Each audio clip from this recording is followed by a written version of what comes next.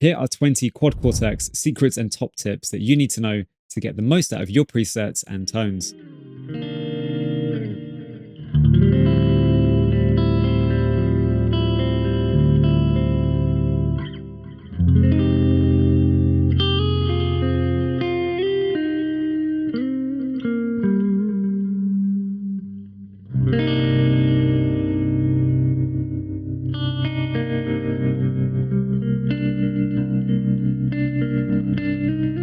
So I have spent countless hours using the Quad Cortex, reading the instruction manual, watching other people's videos, as well as the official Neural DSP videos.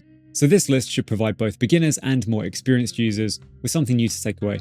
If you find any of these tips and secrets valuable at all, please do like the video and also subscribe to the channel if you're not subscribed already. It really helps grow smaller channels like myself, and it's really appreciated, so thank you. So sit back, relax, grab a coffee, and let's dive into Cortex control. Okay, so tip number 1, use an adaptive gate in a sidechain instead of the default on the input. If you want to ensure your full signal path is as clean as possible, make sure to use the sidechain adaptive gate, which was added in Core's version 3. So if you disable the default gate, which is on the input itself, which we'll do now, and after the effects as well as the amps, we're going to add in a block for the adaptive gate, but before the delays and reverbs, so it's not trying to cut those out. So if we go and add a utility block for the adaptive gate sidechained, I'll up around 40% for what I like to use. And for the source, we'll use our direct input, which in my case is input 1. So it's being triggered off the direct input when I play, but it's accounting for the amp and the effects which are going into it, but not ruining the delays and reverb that comes afterwards, so there's no impact to the decay.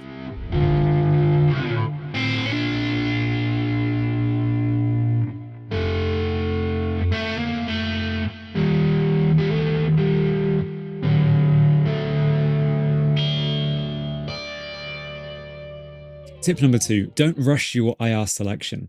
Now the cab block is arguably one of the most important blocks that you're going to put on your Quad Cortex configuration. So take the time to really experiment, see what sounds work, and also make sure that you check in a mix as well, how that cab sounds.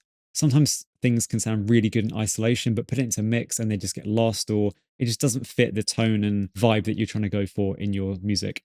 Just to highlight this, I'm going to quickly toggle between one of the stock IRs in the Quad Cortex with the IR that I actually use. A quick footnote that the IR I actually use was sent to me by Dan Weller of the band Sixth. He's a guitarist and a producer. We got talking and I mentioned I was a big fan of the early albums, and he was kind enough to send me the IR that they actually use on the recording. So that's what I'm using. But anyway, back to it.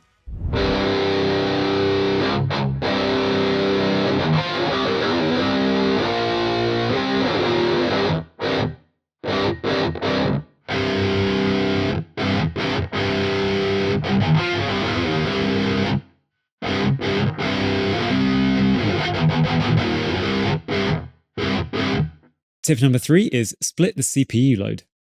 If you're a newer user, you may not be aware that rows 1 and 2 and 3 and 4 use separate cores. So if you're struggling with trying to add a block and it's just grayed out because you've maxed out the preset, try adding it on a different row. So for example here, if we try to add another delay onto row 3, here we go. We've only got options for 2. However, if we try to add it on the previous row, we can see now that we have access to all the delays because we haven't maxed out that particular core. So if you're struggling with adding extra blocks on there, experiment with where to place them on different rows. Tip number 4, quick A/B splits with just a drag. If you want an instant parallel signal path, all you need to do is drag one of the blocks down to the next lane, like so, and it's created it automatically for you, including adding a splitter. So at this point, you can set up your wet dry rigs or stereo rigs with simply just dragging down one of the blocks. Tip number 5, Footswitch equals model browser. If you're using the Quad Cortex device itself, a really quick way to audition different amps in your preset is to use the top right foot switch and rotate it round while you have the amp block selected.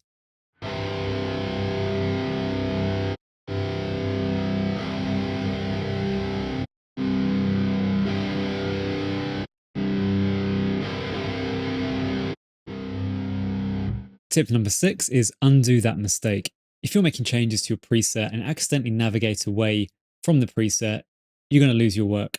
However, Instead of going back using this next preset button at the top, what you can do is just use the undo button instead. And what you find is when we do that, we'll go back to the preset that we just are on and we're editing, and the changes we had just made have not been lost. Tip number 7, using an expression pedal. Now, there are many different ways to use an expression pedal with the Quad Cortex, but if you're not using one yet, I highly recommend you buying one. There are so many different applications, from using a wah pedal, of course, using the wham effect, but also controlling the mix on your reverb and delay so you can blend in as much or as little of that wet sound as you like. In this example, I'm using a wah pedal, the Bad Horsey wah. And when I assign the expression pedal to that, these are the settings that I'm using. So I like to use the switch on at stop with a switch delay of the default 600 milliseconds with a full range of wah. So what's going to happen is it's going to be off by default when I have it in any position and I don't use it within 600 milliseconds. So if I accidentally leave it halfway, you see it automatically turns off. If you use other settings, what's going to happen is if you leave the wah in a cocked position, that's going to be on constantly until you remove to the heel or the toe position, if that's the other setting you use. So I like to use this. I find this really intuitive. And also, you won't do what I ended up doing when I first got the Quad Cortex, which is trying to figure out why my tone sounded awful without realizing it was just the expression pedal halfway turned on. Tip number 8 is global cab bypass. If all your presets are set up with a cab block in place, but you're wanting to run into a real cab or amp, there's a quick way to just quickly deactivate all of your preset cab blocks in one go. So to do that, go over to the global settings in the drop-down menu for device settings. Scroll down to global bypass, and you can decide which rows that you want to disable the cab blocks, like so. And if you're using any impulse responses imported in there, you can also disable all of those or leave some rows available should you want them. So if we disable everything here, you can see that we have a little power button showing on that cab block to indicate that now that's globally bypassed. Tip number 9 is add more dimension to your in-ear monitoring. So a lot of people who use in-ear monitoring can complain that the sound can be quite thin, or it just lacks a bit of ambience to it to give them that 3D feeling to the sound. So a great way to overcome that is just to add a slight ambience to the overall sound using the ambience block. So as you can see here, we have a very low mix, around 22%, and that really helps just add a little bit of something, which you probably couldn't hear if you listened on your speakers, but in-ear monitors very close to your eardrums, you're going to really notice that, particularly when playing on stage live. So number 10 is a quick tip for newer users. Just by swiping up on the Quad Cortex screen, you'll enter Gig View, where you can rename and recolor the different presets or the scenes available to it.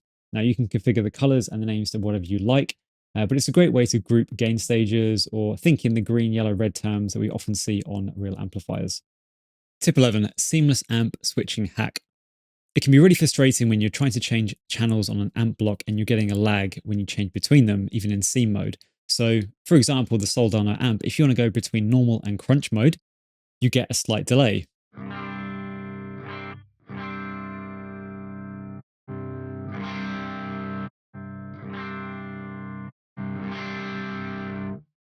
So you can hear there's a notable lag. It's really annoying if you want to play live and you have that lag between them. So if you're going from a normal to an overdrive channel, the way you can get around with that is on the scene that you're changing to with the crunch, you just have to create a second instance of that amp.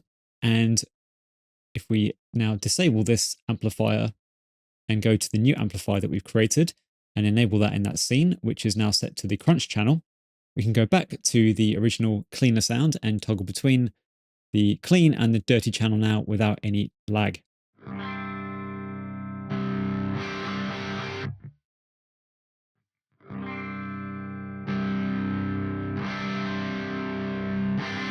Tip number 12 is using a real cab on stage, but also going direct to front of house for the PA system. So here is a simple lane example that I have set up for one of my presets, which is designed to send the out 3 to a power amp going into a real cab, and then out 1 to the front of house PA system. So you can see what I've done is I've added an EQ block for each of those lanes specifically. And in the lane which goes to the power amp, you can see I've actually reduced the output by 10 decibels. A lot of power amps tend to get a quite hot signal from the Quad Cortex. So I tend to reduce this by 10 dB, which prevents me from clipping. And also, if you wanted to change for the room, you could also do your EQ if it's sounding a bit more boomy than you'd like in the particular room that you're in. Then on the lane which goes to the front of house, we obviously have our IR or our cab that you're using with the Quad Cortex. As mentioned in one of the previous tips, we have the ambience reverb block as well, just to add a bit more dimension for the front of house sound, particularly if it's in-ear monitoring from it. And then also we have an additional EQ block, which is going to front of house and catering for some of the harsh high frequencies that digital often creates, and also controlling the low boominess at 60 hertz. You may find you need to go to 70 or 80, depending on the venue you're playing in, but this is a good starting point anyway at that level. Tip 13 is using hybrid mode. I recently started using hybrid mode instead of just pure scenes mode, and I'm really enjoying using the bottom 4-foot switches on the Quad Cortex for my scene switching, and the top 4-foot switches for specific toggle on and off effects. So it's a really great hybrid approach, as the name suggests. Now, to switch over to hybrid mode, what you want to do is go over to the modes configuration by double-clicking or right-clicking, sorry, in the top right. If you combine together scene and stomp, you're going to see it turns into the hybrid mode. Now, you can either configure it so your scenes are on top and your stomp boxes are on the bottom, or you can drag that down and switch it so that scene is at the bottom and stomp is at the top, which is my personal preference. So if we go to done now, on the top 4, you can start assigning different pedals to different stomp. And you can decide whether you want to use latching or momentary logic to each of those foot switch presets. Tip 14 is tame your harsh frequencies. Now, digital often brings a lot of not very pleasant artifacts at the higher frequency spectrum, so it's best to try and control those as much as you can when you send out the signal to front of house. So to do that, we want to leverage an EQ block. All the EQ blocks pretty much have an inbuilt high pass and low pass filter. So if we go to one of the ones that I'm using, like just the standard low high cut, you could also do this at the graphic 9 level, and you can see the high pass filter and the low pass filter. For those less comfortable with the terminology, the high pass filter is actually removing the lower end tone that you have, and then the low pass filter is removing the harsh high frequencies. So typically what I suggest is a good starting point for most people, for most applications, is to start the high pass around about 70 hertz, and the low pass you probably want to do around somewhere between 8 to 10,000. Tip 15 is blending delays together. So this isn't really a Quad Cortex specific tip, but this is a really great method to add a 3D effect to your tone by using 2 different delays at different speeds and blending them together. So the way we're going to achieve this is take a standard delay with a quarter note synced to the BPM we're using, and then we're going to blend in a dotted 8th note on top of that with a delay after it. So I'll play a little bit with just the 1 delay, and then I'll add the 2nd delay, and you'll see how it sounds.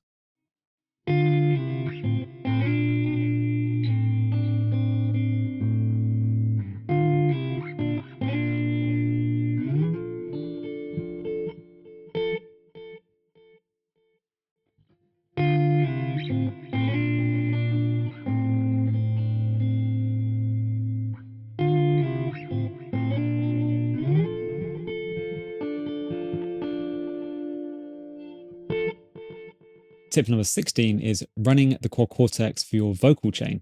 For those eagle-eyed watchers out there, you may have noticed on some of my presets that I have an into and an out to as a completely separate input and output. Now, this isn't my stereo guitar signal. This is using a whole different lane for my vocals. So when I want to do singing at the same time as playing guitar, all I can do is just input my microphone into the input 2 on the Quad Cortex and send it out from output 2 into front of house in a completely different chain. So what I like to do with my vocals is add some slight EQ using the parametric 3, and you can see the settings here. Now what this does is it handles the quite boomy sound often from your voice due to the close proximity of a microphone like the SM58, which I use. Then the higher frequencies also just bring back a bit of brightness and life and air to the sounds. So these are the settings you can see on the screen that I use. I also use an opto compressor. So the settings are, as you can see there, it just brings up those quieter moments and just levels things out as well, which is often needed when you're singing. And then finally, I've added a simple delay with just a very low mix, just to add a bit more depth to the sound, and also give me a bit more confidence when singing, just to have a little bit of that wetness on top of the dry signal as well. Tip number 17 is interface gain warning. Now, when you're using the Quad Cortex interface, you've got to make sure that your input signal is not too hot and that you're using the right input level. There's a really great video from another YouTuber out there, which I'll link down below, which goes into a lot of technical details around the science behind this. So definitely check that one out. Tip 18 is trying the red drive, a really underrated overdrive pedal in the Quad Cortex.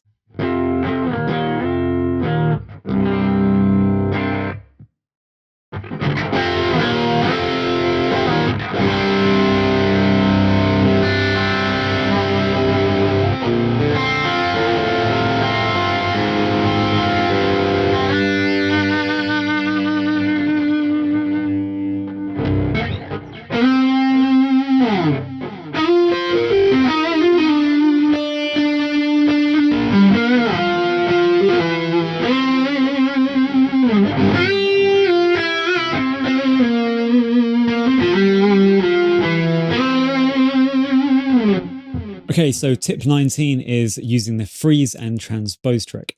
So I learned this trick through Rabia Massad in one of his videos where he demonstrated this, and he's actually made this patch available on the Cortex Cloud, so you can download exactly what you see in front of me using that. Now, this is a really great way to jam with yourself, to think of song ideas, where essentially you assign the trigger to the freeze on one scene, and then on different scenes you assign a transpose block, which then changes the pitch of the scene. So the background freeze chord that you've played will change chords depending on which transpose level you use. So using the pitch shifter, if I go between the different scenes behind me, you can see that the pitch course changes the semitones. So we have -7 on the E scene, the F scene is -4. So you can create some really interesting ways to jam by using this and just changing scenes to change chords.